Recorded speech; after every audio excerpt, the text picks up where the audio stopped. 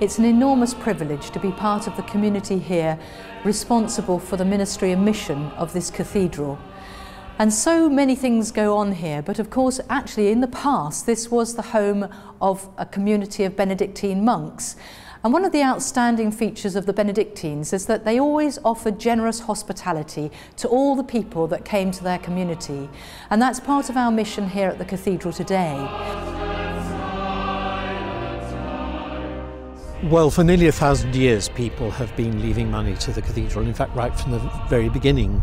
Wealthy bishops, local landed gentry have memorialised themselves really by leaving money to the cathedral. And as you look round, the cloister, the roof, the vault, the spire, not only its maintenance but also its construction has relied heavily on the generosity of others. Today we're looking for bequests to actually make sure that the fabric of the building is kept safe as heritage for a new generation, but also to ensure the smooth running of the things that people take for granted in cathedral life. So money is important to endow the choir. Cathedral music is one of the great treasures of the English tradition.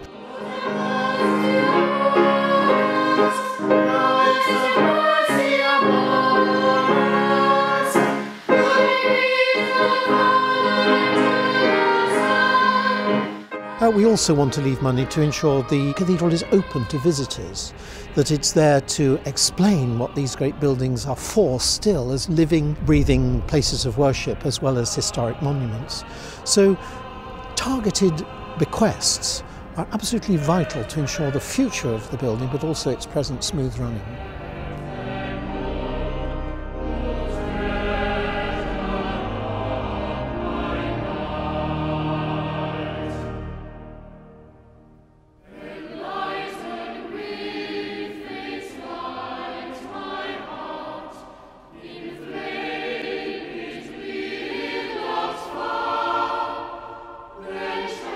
Well, I'd been involved with the cathedral for some time, but actually becoming High Steward and Chairman of the Council, I then realised the huge challenge that one has in keeping this wonderful building in the state it's in and embellishing it with new developments and so on. And I became very much aware of how much, despite other sources of income, how much gifts and donations through legacies can mean to all that work. And that's why I have very firmly become a legacy giver.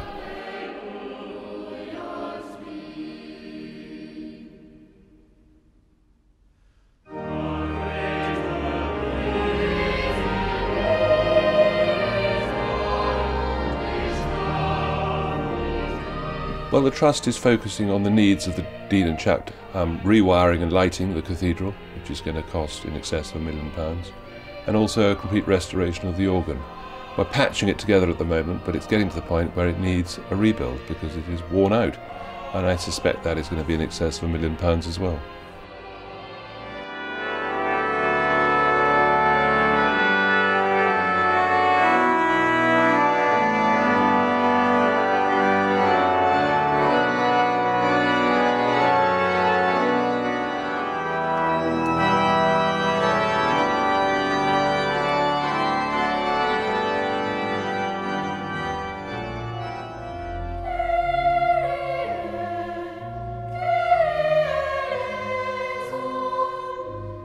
Without the support of others that allowed me to have a choral bursary, that allowed me therefore to sing and to be educated in the precincts of the cathedral and to have the great benefit that in so many ways that now in later life I can look back on as being a very formative part of my life. Without any of that, I think I wouldn't be the person I am, and I wouldn't have been able to do the things that I've been able to do in my business and professional life without that sort of beginning. And I think if I, through some form of support, some form of giving, can offer that experience to others down the line, then that's really why I'm doing it.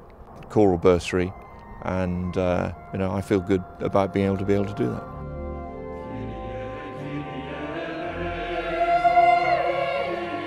We are very privileged here to have recreated two major buildings on the site of monastic buildings.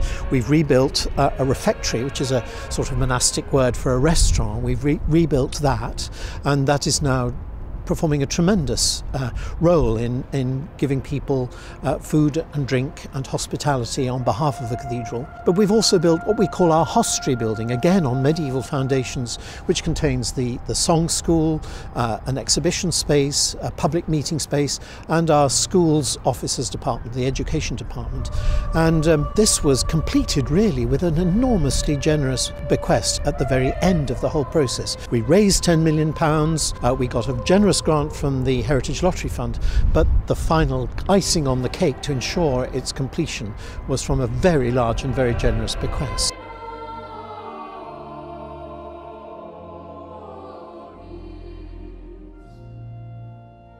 A lot of people don't like to think about a time when they're not here on earth, and I think once one can get beyond that and start to think about, well, you know, there will come a time when I won't be around. What would perhaps I like to be remembered by, or what would I actually like to do, and what organisations have helped me that I would like to give some help? If we can make people more aware of the opportunities to do that and make people think a little bit about why they might wish to do that and how it might benefit an organisation and institution like Norwich Cathedral in the future, then so much the better.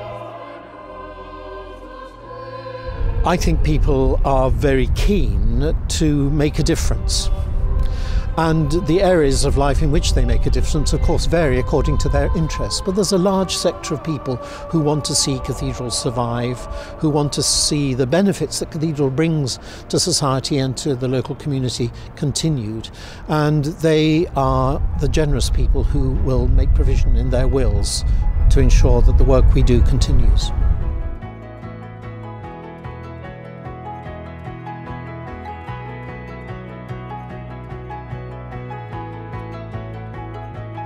I think if one can leave a little bit of one's wealth for the future, for the benefit of future generations, that's really not asking too much. And a building like the cathedral, I mean, what inspires me so much is it's been used as a house of prayer every day, of every week, of every month, of every year since it was founded. Now that is quite something. We've seen how the generosity of people in past generations has left this wonderful legacy of this fantastic building at the heart of this county. And it's enabled us to reach out to people in the community in all kinds of ways, through our education, through music, through people being able to come simply to enjoy the environment and the architecture around them. If you've been inspired by what you've seen, please make sure that the cathedral is here for generations to come by leaving a legacy. And if you'd like to do that, simply contact our cathedral office and they will be able to put you in touch with those that can make sure that your money goes to the area of cathedral life which inspires you most. Thank you very much.